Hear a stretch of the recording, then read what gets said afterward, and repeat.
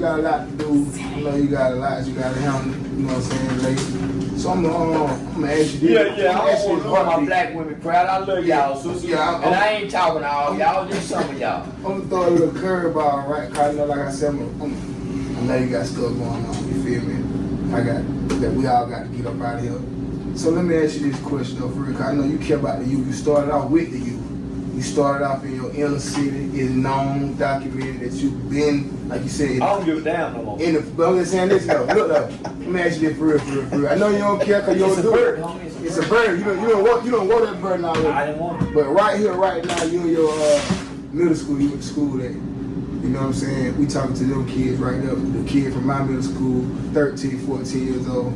If you had to give them some free games, some free advice to get what Charleston White is right now, and how you done got to where you at, give them some free game right here. I would walk through the crowd, and I would go 1, 2, 3. One of y'all niggas going to prison. Now I find another 3. 1, 2, 3.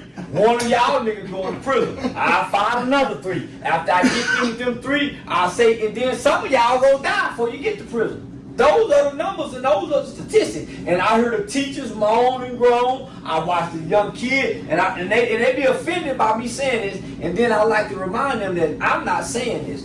I'm repeating your statistics. Right. That in America, 1 in every 3 black males will go to prison or be on some form of community supervision in your guideline. And I would say, hey, listen, get the 3rd graders in here too. Let's tell them they going to prison. Let's point out the one in 3rd grade going to prison. How many out 3rd grade? Because these are statistics and they haven't been wrong. Right. So if you mad at me about what I'm saying, I would challenge you to go look inside your family.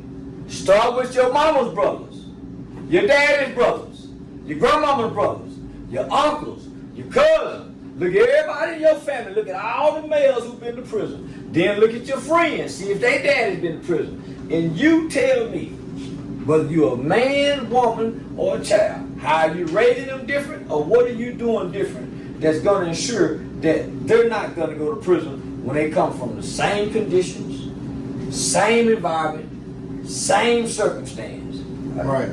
What? How? Yeah, and these people haven't been wrong. Doing the same thing, expecting different results. Ain't no time. This is how accurate it is. We can go line up at the maternity ward and go find black newborn babies. And go 1, 2, 3. One of these babies going to prison. Need the numbers.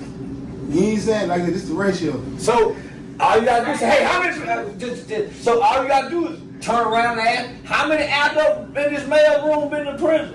And watch how many raise their hand.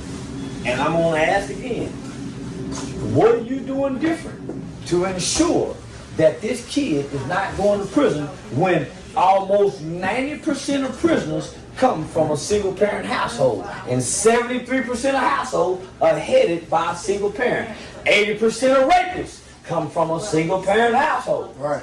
We can go on and on. Right. 75% of childhood teenage pregnancies come from a single. So what are we doing different? When I don't need a man, and man, fuck that bitch, man. Yeah. And I got a kid here, I got a kid there. And it's so what are we doing different? So basically saying take the parent to really scrub. No. I ain't saying to take a parent.